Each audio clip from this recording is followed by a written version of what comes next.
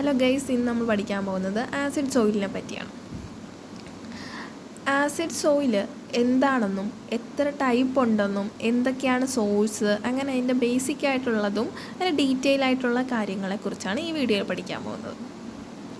ഏകദേശം ഒരു 30% of Indian സോയിലും acid സോയിൽസാണ്. അതുപോലെ തന്നെ കൂടുതലായിട്ടും കാണപ്പെടുന്നത് കേരളത്തിലെ എല്ലാ മണ്ണുകളും ഏകദേശം ആസിഡ് സോയിൽസാണ്. എന്താണ് ആസിഡ് സോയിൽസ്? അതായത് H+ അയോൺസും അലൂമിനിയം, അയൺ പോലുള്ള അയോൺസും കൂടുതലായിട്ട് കാണുന്ന സോയിൽസാണ് ആസിഡ് സോയിൽസ്. അതായത് H+ ions held on the clay particles or organic matter. അതുപോലെ തന്നെ അലൂമിനിയവും അയണും കാണപ്പെടുന്ന സോയിലുകൾ പൊതുവെ അസിഡിക് സോയിൽസാണ്. അസിഡിക് സോയിൽസ് ഗ്രോത്ത് ഓഫ് പ്ലാന്റിനെ വളരെ നന്നായിട്ട് അഫക്റ്റ് ചെയ്യും. അപ്പോൾ അതിൻ്റെ മാനേജ്മെൻറ്റും എന്തൊക്കെ കാരണങ്ങൾ കൊണ്ടാണ് ആസിഡ് സോയിൽസ് ഉണ്ടാകുന്നതെന്ന് നോക്കാം. ഹൈ റെയിൻഫോൾ ആയിട്ടുള്ള ഏരിയസിലാണ് കൂടുതലായിട്ടും ആസിഡ് സോയിൽസ് കാണുന്നത്. അതുകൊണ്ടാണ് കേരളത്തിൽ ഭൂരിഭാഗം സോയിലും ആസിഡിക്കായിട്ട് കാണപ്പെടുന്നത്. എന്തൊക്കെയാണ് സോഴ്സസ് എന്ന് നോക്കാം. Leaching due to high rainfall, അതായത് ഹൈ റെയിൻഫോൾ ഉണ്ടാകുന്ന സമയത്ത് കാൽസ്യം, മഗ്നീഷ്യം, അതുപോലെ തന്നെ പൊട്ടാസ്യം, സോഡിയം പോലുള്ള ബേസിക് ആയിട്ടുള്ള അയോൺസ് ലീച്ച് ഔട്ടായി പോകും. അപ്പോൾ അവിടെ കൂടുതലായിട്ടും അലൂമിനിയത്തിൻ്റെയും അയണിൻ്റെയും അളവ് കൂടുകയും അത് അക്യുമുലേറ്റ് ചെയ്ത് അവിടെ അസിഡിക് പ്രോപ്പർട്ടി ഉണ്ടാകും. അതുപോലെ തന്നെ കാർബോണിക് ആസിഡ് ഉണ്ടാകുന്ന കാർബോണിക് ആസിഡ് റിമൈനിങ് ആയിട്ടുള്ള ബേസിക് ആയിട്ടുള്ള മെറ്റീരിയൽസിനെ റിമൂവ് ചെയ്തിട്ട് അവിടെ അസിഡിസിറ്റി കൂട്ടും. അപ്പോൾ അതുപോലെ തന്നെ രണ്ടാമത്താണ് പാരൻറ്റ് മെറ്റീരിയൽ. പാരൻറ്റ് മെറ്റീരിയൽ ഈ ആസിഡ് സോയിൽസ് ഉണ്ടാകുന്ന മെറ്റീരിയൽ ഓൾറെഡി അസിഡിക് ഉള്ളതാണെങ്കിൽ ഈ സോയിലും അസിഡിസിറ്റി കാണിക്കും. അതായത് എക്സാമ്പിൾ ഗ്രാനൈറ്റ് ആണ് അതിനുള്ള എക്സാമ്പിൾ. മൂന്നാമത്തേത് എന്താണെന്ന് വെച്ചാൽ ഹ്യൂമസും ഓർഗാനിക് മാറ്ററുമാണ്. ഹ്യൂമസും ഓർഗാനിക് മാറ്ററും കൂടുതലായിട്ടുള്ള സ്ഥലത്ത് ഈ ഓർഗാനിക് മാറ്റർ ഡീകമ്പോസിഷൻ ചെയ്യുമ്പോൾ അവിടെ ഓർഗാനിക് ആസിഡ്സ് ഉണ്ടാവും. ഇങ്ങനെയുള്ള ആസിഡ്സ് ചെറിയ മൈൽഡായിട്ടുള്ള ആസിഡ്സ് ആയിരിക്കും, പക്ഷേ അതൊരു അസിഡിസിറ്റി ഉണ്ടാക്കാൻ കാരണമാവും. പിന്നെ അലൂമിനോ സിലിക്കേറ്റ് ക്ലേസ് ആണ്. ഈ അലൂമിനോ സിലിക്കേറ്റ് ക്ലേയിൽ അതിനെ കോട്ട് ചെയ്തിട്ട് അലൂമിനിയവും അയണൊക്കെ കാണും. ഈ അലൂമിനിയം അയണൊക്കെ ഹൈഡ്രോളിസിസ് ചെയ്തിട്ട് എന്തുണ്ടാക്കും? H+ ഉണ്ടാക്കും. അതായത് അലൂമിനിയം വാട്ടറുമായിട്ട് ചേർന്നിട്ട് അലൂമിനിയത്തിൻ്റെ ഹൈഡ്രോക്സൈഡ്സ് ഉണ്ടാക്കും. അതിനോടൊപ്പം ഒരു H+ കൂടി ഉണ്ടാക്കും. ഓക്കെ, ഈ പ്രോസസ്സ് ഇങ്ങനെ കണ്ടിന്യൂ ചെയ്തുകൊണ്ടിരിക്കും. അപ്പോൾ H+ ഉണ്ടാവും. ഇങ്ങനെ H+ ഉണ്ടാകുന്ന മൂലം അടുത്ത അസിഡിസിറ്റി കൂടും. പിന്നെ ഹൈഡ്രോക്സൈഡും ഓക്സൈഡ്സ് ഓഫ് അലൂമിനിയത്തിൻ്റെയും അയണിൻ്റെയും ഓക്സൈഡ്സും ഹൈഡ്രോക്സൈഡ്സും പോളിമേഴ്സും ഉണ്ടെങ്കിൽ അവിടെ അസിഡിസിറ്റി കൂടും. പിന്നെ production of acidic substance produce ചെയ്യും. അതായത് ഈ കുട്ടനാട് കരി സോയിൽസ് അവിടെയൊക്കെ ആസിഡ് സൾഫൈഡ് സോയിൽസ് ഉണ്ട്. അപ്പോൾ അവിടെ അസിഡിറ്റിയുടെ റീസൺ എന്ന് പറഞ്ഞാൽ സൾഫ്യൂരിക് ആസിഡ് പ്രൊഡ്യൂസ് ചെയ്യും. അങ്ങനെയുള്ള മണ്ണിൽ അസിഡിസിറ്റി കൂടുതലായിരിക്കും. അതുപോലെ തന്നെ പ്രൊഡക്ഷൻ ഓഫ് CO2 കാർബോണിക് ആസിഡായിട്ട് മാറി വെള്ളമായിട്ട് ചേർന്ന് കാർബോണിക് ആസിഡായിട്ട് മാറി അസിഡിസിറ്റി കൂട്ടും. അതുപോലെ ഓക്സിഡേഷൻ റിഡക്ഷൻ പൊട്ടൻഷ്യൽ, അതായത് ഒരു സബ്മേർജ്ഡ് ആയിട്ടുള്ള ഒരു കണ്ടീഷനിൽ ഓക്സിജൻ്റെ അളവ് കുറവായിരിക്കുമല്ലോ. അതായത് ഒരു നോർമൽ പ്ലേസിലോട്ട് വാട്ടർ വന്ന് കുറച്ച് നേരം കഴിയുമ്പോൾ തൊട്ട് അവിടെ ഓക്സിജൻ കൺസ്യൂം ചെയ്യപ്പെടുകയും അടുത്ത ഓക്സിജൻ കുറച്ച് കഴിഞ്ഞ് ഫുള്ളി ഡീപ്ലേസ് ചെയ്തിട്ട് അവിടെ മൊത്തം വാട്ടർ നിറയുകയും ചെയ്യും. അപ്പോൾ ഓക്സിജനെ ആശ്രയിച്ച് ജീവിക്കുന്ന മൈക്രോബ്സൊക്കെ ഓക്സിഡൈസ്ഡ് കോമ്പൗണ്ട്സിനെ യൂട്ടിലൈസ് ചെയ്തിട്ട് അത് റെഡ്യൂസ് ചെയ്യും. അങ്ങനെ അവിടുത്തെ pH കൂടി നിൽക്കുകയാണെങ്കിൽ അത് കുറയുകയും കുറഞ്ഞ് നിൽക്കുകയാണെങ്കിൽ അത് കൂടുകയും ചെയ്യും. ഒരു സെൽഫ് ലൈമിങ് എഫക്റ്റ് ഉണ്ടാവും. അതായത് അത് ആസിഡ് സൾഫൈഡ് സോയിലിൽ നമുക്ക് കൃത്യമായിട്ട് പഠിക്കാം. ഇവിടെ എന്താണെന്ന് വെച്ചാൽ ഇവിടെ ഒരു സെൽഫ് ലൈമിങ് ഉണ്ടാവും. അതായത് റിഡക്ഷൻ സംഭവിക്കും. ഓക്സിഡൈസ് കോമ്പൗണ്ട് റെഡ്യൂസ് ചെയ്തിട്ട് അവിടെ ഒരു സെൽഫ് ലൈമിങ് പ്രോപ്പർട്ടി കാണിക്കും. അതുപോലെ തന്നെ അടുത്തതാണ് സോയിലിൻ്റെ മാനേജ്മെൻറ്റ്. അതായത് സോയിലിൽ അസിഡിക് ആയിട്ടുള്ള സബ്സ്റ്റൻസ് കൂടുതലായിട്ടും ആഡ് ചെയ്യുമ്പോൾ അത് ഫെർട്ടിലൈസേഴ്സ്, ആസിഡ് റിച്ച് ആയിട്ടുള്ള, അതായത് അസിഡിക്സിറ്റി കാണിക്കുന്ന ഫെർട്ടിലൈസേഴ്സും മാനുവേഴ്സൊക്കെ ആഡ് ചെയ്യുമ്പോൾ അവിടെ വീണ്ടും അതിൻ്റെ അസിഡിസിറ്റി കൂടും. അങ്ങനെ സോയിൽ മാനേജ്മെൻറ്റ് വഴി നമ്മൾ ചെയ്യുന്ന തെറ്റുകൾ മൂലം സോയിലിൻ്റെ അസിഡിസിറ്റി കൂടും. ഇതൊക്കെയാണ് ആസിഡ് സോയിൽസിൻ്റെ റീസൺസ് അല്ലെങ്കിൽ സോഴ്സസ്. ഏതൊക്കെ സോഴ്സിൽ നിന്നാണ് ആസിഡ് സോയിൽസ് വരുന്നതെന്ന്. ഇനി നമുക്ക് നോക്കാനുള്ളത് എത്ര തരം ആസിഡ് സോയിൽസ് ഉണ്ടെന്ന് നോക്കാം. ഓക്കെ, അപ്പോൾ 3 ടൈപ്പ് ഓഫ് ആസിഡ് സോയിൽസ് ആണുള്ളത്. ഒന്ന് ആക്റ്റീവ് അസിഡിറ്റിയാണ്, രണ്ടാമത്തത് എക്സ്ചേഞ്ചബിൾ ഓർ സോൾട്ട് റീപ്ലേസബിൾ അസിഡിറ്റിയാണ്, മൂന്നാമത്തത് പൊട്ടൻഷ്യൽ അസിഡിറ്റിയാണ്. ഒന്നാമത്തെ acidity active acidity. Active acidity എന്താണെന്ന് വെച്ചാൽ, active acidity is the measure of H+ ion activity in the soil solution. Soil സൊല്യൂഷനിൽ H+ൻ്റെ ആക്ടിവിറ്റി നോക്കുന്നതിനാണ് നമ്മൾ, Hൻ്റെ ആക്ടിവിറ്റി മൂലം നമ്മൾ പറയുന്നതിനെയാണ് ആക്റ്റീവ് അസിഡിറ്റി. ഇതിന് Al3+ ഹൈഡ്രോളിസിസ് ചെയ്ത് പ്രൊഡ്യൂസ് ചെയ്യുന്ന H+ഉം ഇതിന് കോൺട്രിബ്യൂട്ട്, H+ അല്ലേ, അപ്പോൾ Al3+ ഹൈഡ്രോളിസിസ് ചെയ്ത് കോൺട്രിബ്യൂട്ട് ചെയ്യുന്ന H+ കാരണവും ഈ അസിഡിറ്റി ഉണ്ടാകാം. അപ്പോൾ ഫസ്റ്റ് പോയിന്റ് എന്ന് വെച്ചാൽ measure of H+ ion activity in the soil solution. രണ്ടാമത്തത് Al3+ present in the soil solution undergo hydrolysis and contribute to the active acidity. അതുപോലെ ഈ അസിഡിറ്റിയും ബാക്കി 2 അസിഡിറ്റീനെ വെച്ച് കമ്പയർ ചെയ്യുമ്പോൾ വെരി സ്മോളാണ്.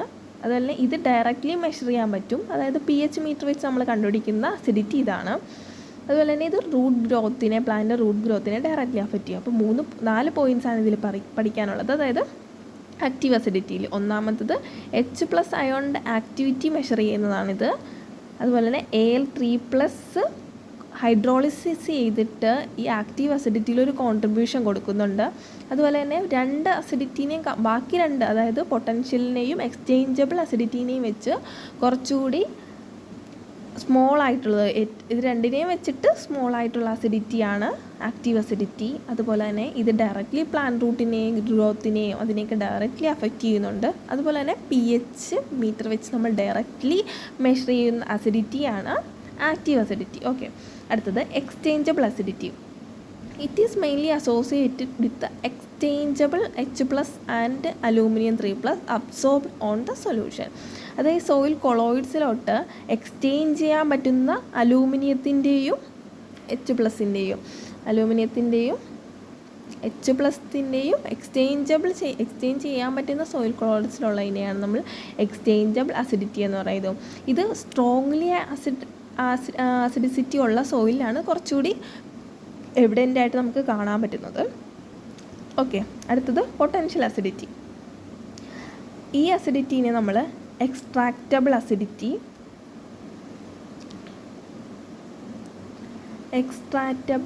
അസിഡിറ്റി, അതുപോലെ തന്നെ റിസർവ് അസിഡിറ്റി, അതുപോലെ തന്നെ റെസിഡുവൽ അസിഡിറ്റി, അതുപോലെ തന്നെ ടൈട്രേറ്റബിൾ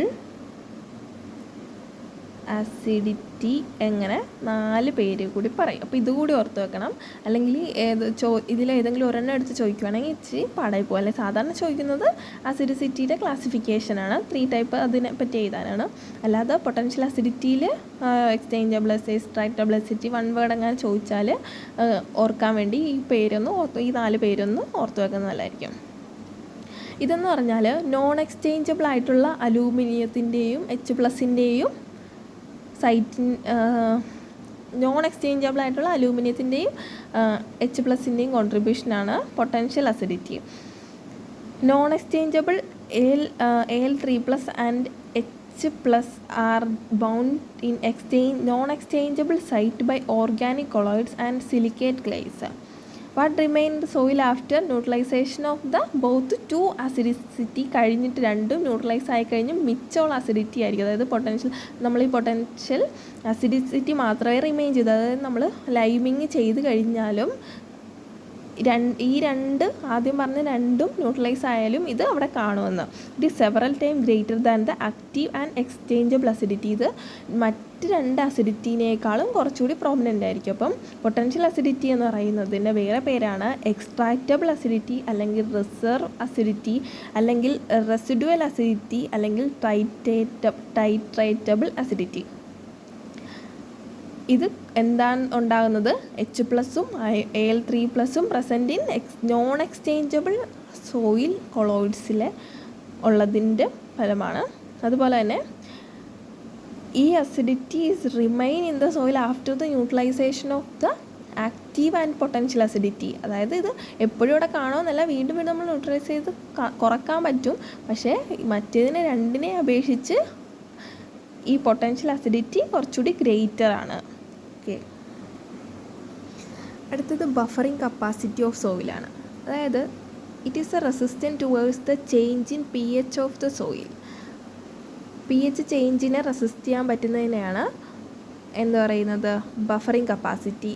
it is defined as the tolerance to change in pH of soil solution. ആ സോയിൽ സൊല്യൂഷൻ്റെ pH ചേഞ്ച് ചെയ്യുന്നതിന് എതിരെയുള്ള ആ ടോളറൻസിനെയാണ് നമ്മൾ ബഫറിങ് കപ്പാസിറ്റി എന്ന് പറയുന്നത്.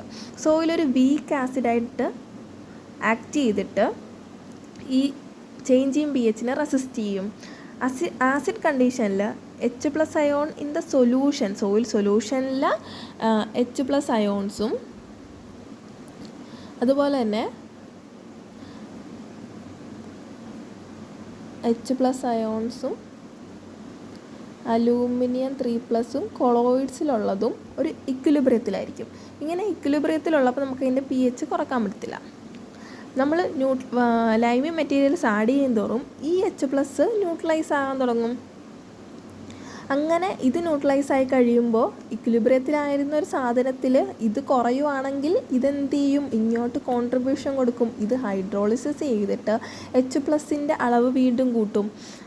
അപ്പോൾ സഫിഷ്യൻ്റ് ആയിട്ടുള്ളൊരു എമൗണ്ട് ലൈമിങ് മെറ്റീരിയൽ ആഡ് ചെയ്യുന്നത് വരെ ഈ ഒരു റിയാക്ഷൻ കണ്ടിന്യൂ ചെയ്തുകൊണ്ടേയിരിക്കും. അപ്പോൾ ന്യൂട്രലൈസേഷൻ ആകുന്ന ആ ഒരു ന്യൂട്രൽ ആകുന്നുണ്ട്. ഇത് ഇങ്ങോട്ട് പോകും തോറും ഇത് ഈക്വൽ ആവുന്നെങ്കിലും ഈ അൾട്ടിമേറ്റ് ഗോളായിട്ടുള്ള ന്യൂട്രലൈസേഷൻ നടക്കുന്നുണ്ട്. പക്ഷേ വീണ്ടും വീണ്ടും H+ സൊല്യൂഷനിലോട്ട് വന്നിട്ട് ആസിഡിറ്റി അവിടെ തന്നെ ഉണ്ടാകുന്നുണ്ട്, പിന്നെയും ഉണ്ടായിക്കൊണ്ടിരിക്കുന്നുണ്ട്.